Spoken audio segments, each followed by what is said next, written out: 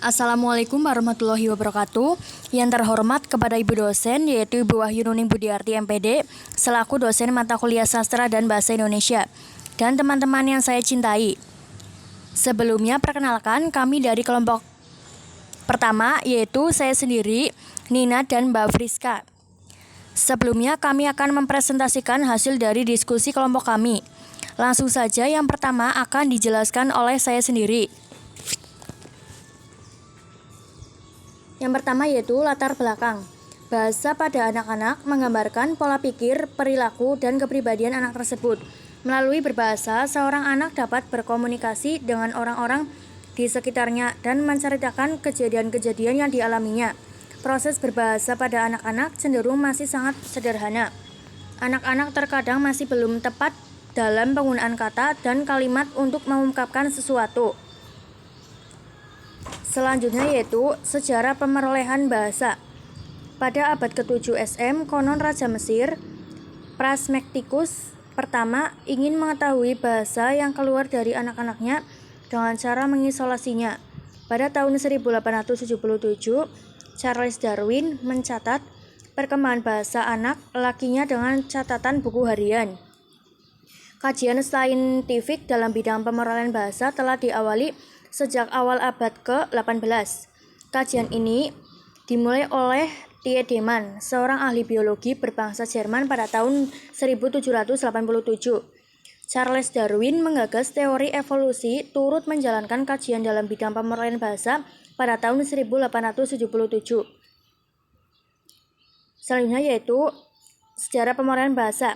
Pemerolehan bahasa merupakan satu proses perkembangan bahasa manusia. Lazimnya, pemerolehan bahasa pertama dikaitkan dengan perkembangan bahasa anak-anak, manakala pemerolehan bahasa kedua bertumpu kepada perkembangan bahasa orang dewasa atau language acquisition online. Dua faktor utama yang sering dikaitkan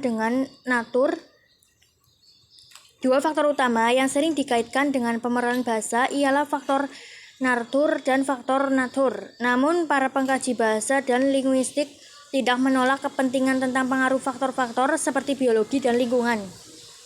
Selanjutnya yaitu metode pemerolehan bahasa. Yang pertama ada teori driven atau kendali teori, yaitu peneliti mengadopsi kerangka teori kemudian mencari dukungan melalui data mereka. Yang kedua ada studi. Sebelumnya telah membuktikan bahwa pendekatan ini cukup informatif meskipun kelemahannya adalah bahwa mereka tidak memiliki rekaman ucapan yang sebenarnya. Yang ketiga yaitu eksperimental, yaitu hal ini jelas sulit untuk melibatkan subjek anak-anak dalam tugas-tugas eksperimental. Yang keempat ada prosedur penyerapan amplitudo tinggi, yaitu proses pengisapan seorang bayi pada dot menunjukkan adanya irama yang teratur jika hanya ada sedikit gangguan di sekitarnya, tapi akan dipercepat jika ada sesuatu yang menyita perhatiannya. Yang kelima ada prosedur tolehan kepala, yaitu bayi dilatih untuk mengubah arah kepalanya ketika bertemu dengan stimulus baru. Seorang pengamat independen mencatat saat bayi bergerak, kepalanya melalui setidaknya, dan ini menunjukkan bahwa bayi telah melihat perubahan pada sinyal. Selanjutnya yaitu perkembangan bahasa pada anak dan ragamnya. Perkembangan adalah suatu perubahan yang berlangsung seumur hidup dan dipengaruhi oleh berbagai faktor yang saling berinteraksi seperti biologis, kognitif, dan sosio-emosional. Bahasa adalah suatu sistem simbol untuk berkomunikasi yang meliputi fonologi, yaitu unit suara, morfologi, yaitu unit arti, sintaksis, yaitu tata bahasa, semantik, yaitu variasi arti, dan pragmatik, yaitu penggunaan bahasa. Dengan bahasa, anak dapat mengkomunikasikan maksud, tujuan, pemikiran, maupun perasaannya pada orang lain. Bahasa juga dapat diartikan sebagai sistem komunikasi berdasarkan pada kata-kata dan tata bahasa. Mereka dapat merefleksikan individu, tempat, dan benda-benda, dan mereka dapat mengkomunikasikan kebutuhan, perasaan, dan ide-ide untuk mengerahkan lebih banyak kontrol terhadap kehidupan mereka. Menurut Yusuf, bahasa adalah merupakan kemampuan untuk berkomunikasi dengan orang lain. Dalam pengertian ini, mencakup semua cara untuk berkomunikasi di mana pikiran dan perasaan dinyatakan dalam bentuk lambang atau simbol untuk mengungkapkan sesuatu. Pengertian seperti dengan menggunakan lisan, tulisan, isyarat, bilangan, lukisan, dan mimik muka. Membaca sangat erat kaitannya dengan perkembangan berpikir individu. Perkembangan pikiran individu tampak dalam perkembangan bahasanya, yaitu kemampuan membentuk pengertian, menyusun pendapat, dan menarik kesimpulan. Yang selanjutnya yaitu cara pemerolehan bahasa. Cara pertama dalam mengembangkan bahasa. Kedua adalah pemerolehan bahasa yang merupakan proses yang bersamaan dengan cara anak-anak mengembangkan kemampuan dalam bahasa pertama mereka. Cara kedua dalam pengembangan bahasa kedua adalah dengan belajar bahasa yang mengacu pada pengetahuan yang sadar terhadap bahasa kedua, mengetahui kaidah-kaidah, menyadari kaidah-kaidah, dan mampu berbicara mengenai kaidah-kaidah itu yang oleh umum dikenal dengan tata bahasa. Selanjutnya yaitu cakupan dan tahapan pemerolehan bahasa. Cakupan dan tahapan pemerolehan bahasa pada anak saat memperoleh bahasa melalui tahapan-tahapan yang berlaku universal. Tahapan ini dimulai ketika anak lahir sebagai bayi hingga mencapai usia 11 tahun, di mana usia tersebut merupakan usia matang dalam berbahasa. Selanjutnya, materi selanjutnya akan dijelaskan oleh Mbak Friska.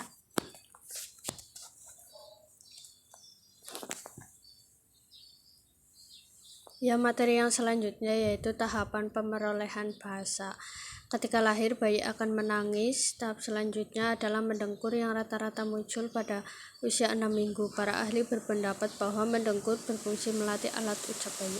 Pada usia 3 bulan, bayi mulai dapat membedakan suara ibunya dengan suara orang lain. Pada tahap ini, bayi dipersiapkan mulai membedakan percakapan dari suara lain. Bayi pada usia 5-6 bulan mulai memasuki tahap babbling atau mengoceh. Frekuensi ocehan akan meningkat hingga rentang usia 9-12 bulan. Pada usia 10 bulan, anak sudah mulai memahami perintah yang disertai gestur dan intonasi yang jelas. Anak mulai menghasilkan kata-kata pertama ketika memasuki usia 1 tahun hingga 1,4 tahun. Setelah usia 2 tahun, anak mulai dapat menyusun kalimat sederhana. Pada usia 3-6, anak mulai membentuk konstruksi gramatikal secara lebih jelas, bahkan bagi orang yang baru dikenal. Pada usia 4-5 tahun, anak sudah mulai secara tuntas semua bunyi yang esensial bagi perkembangan bahasanya. Anak mencapai perkembangan bahasa yang matang setelah usia 11 tahun. Pemerolehan bahasa pertama. Tahap pemerolehan bahasa pertama berkaitan dengan perkembangan bahasa anak. Hal ini dikarenakan bahasa pertama diperoleh seseorang pada saat ia berusia anak-anak. Ardiana dan Syamsul Sotik membagi tahap pemerolehan bahasa pertama menjadi 4 tahap, yaitu tahap pemerolehan kompetensi dan performansi, tahap pemerolehan semantik, tahap pemerolehan sintaksis, dan tahap pemerolehan fonologi. Tahap pertama pada masa awal. Tahap pemerolehan kompetensi dan performansi dalam memperoleh bahasa pertama anak mengambil 2 hal abstrak dalam teori linguistik, yaitu kompetensi dan performansi. Tahap pemerolehan semantik. Pemerolehan sintaksis bergantung pada pemerolehan semantik. Yang pertama diperoleh oleh anak bukanlah struktur sintaksis melainkan makna. Tahap pertama pada masa awal. Tahap pemerolehan sintaksis. Konstruksi sintaksis pertama anak normal dapat diamati pada usia 18 bulan. Meskipun demikian, beberapa anak sudah mulai tampak pada usia 1 tahun dan anak-anak yang lain di atas 2 tahun. Tahap pemerolehan fonologi. Secara fonologis, anak yang baru lahir memiliki perbedaan organ bahasa yang amat mencolok dibanding orang dewasa. Berat otaknya hanya 30% dari ukuran orang dewasa. Rongga mulut yang masih sempit itu hampir dipenuhi oleh lidah. Bertambahnya umur akan melebarkan rongga mulut. Pemerolehan bahasa kedua dan kesulitannya. Yang pertama teori akulturasi, yang kedua teori akomodasi, yang ketiga teori wacana. Pemerolehan bahasa kedua dan kesulitannya. Yang pertama teori monitor, yang kedua teori kompetensi variabel, yang ketiga teori hipotesis universal. Faktor kesulitan pemerolehan bahasa kedua. Yang pertama faktor usia. Anak-anak tampaknya lebih mudah dalam memperoleh bahasa baru, sedangkan orang dewasa tampak mendapat kesulitan dalam memperoleh tingkat kemahiran bahasa kedua. Yang kedua faktor bahasa pertama. Ellis menyebutkan para pakar pembelajaran bahasa kedua pada umumnya percaya bahwa bahasa pertama mempunyai pengaruh terhadap proses penguasaan bahasa kedua pembelajar. Yang ketiga faktor lingkungan. Lingkungan bahasa sangat penting bagi seseorang pembelajar untuk dapat berhasil dalam mempelajari bahasa baru. Lingkungan bahasa adalah segala hal yang didengar dan dilihat oleh pembelajar sehubungan bahasa kedua yang sedang dipelajari. Gangguan berbahasa. Anak-anak normal akan mampu mendengar dan mengucapkan bunyi bahasa dengan baik apabila tidak ada gangguan pada artikulasi maupun auditorinya. Sedangkan anak-anak yang memiliki gangguan pada salah satu maupun kedua aspek tersebut tentunya berpengaruh juga terhadap kemampuan berbahasanya. Salah satu yang mengalami gangguan berbahasa anak adalah penderita Down syndrome. Macam-macam gangguan berbahasa. Yang pertama, gangguan berbahasa pada FB. Dalam beberapa tuturan, FB mengalami kesulitan mengucapkan bunyi getaran seperti bunyi R karena cadel. Yang kedua, gangguan berbahasa pada AS. Pada kasus AS, pengucapan tidak jelas kecuali pada kata yang memiliki tingkat kesulitan rendah. Yang ketiga, gangguan berbahasa DA. DA memiliki karakteristik pengucapan yang hampir sama dengan AS. Yang keempat, gangguan berbahasa RA.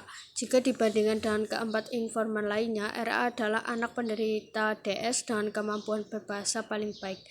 Yang kelima, gangguan berbahasa AM. Oral, artinya disebabkan oleh berbagai faktor. Pengasuhan dalam berbahasa. Perkembangan bahasa sendiri atau tentu dipengaruhi oleh kemampuan orang tua dalam pengasuhannya. Ada beberapa tipe pola asuh. Yang pertama, pola asuh otoriter, yaitu orang tua selaku pengasuh memiliki kekuasaan tertinggi dalam pengasuhan anak. Perilaku otoriter biasanya kaku, tegas, dan memberikan hukuman ketika anak tidak berperilaku sesuai aturan. Morrison menyatakan bahwa pengasuhan anak yang komprehensif memiliki amanan, gizi, cinta, dan kasih sayang, dan aktivitas untuk mendukung perkembangan sosial, emosi, dan akademis. Pengasuhan permisif adalah pengasuhan yang memberikan kebebasan kepada anak sesuai dengan kemauan anak dan tidak memberikan aturan-aturan kepada anak sehingga tidak ada kedisiplinan kepada anak. Baiklah, sesi pemaparan materi dari kelompok kami sudah selesai. Sebelum saya tutup, saya akan membacakan kesimpulannya. Kesimpulannya adalah bahasa merupakan alat komunikasi yang paling penting bagi manusia.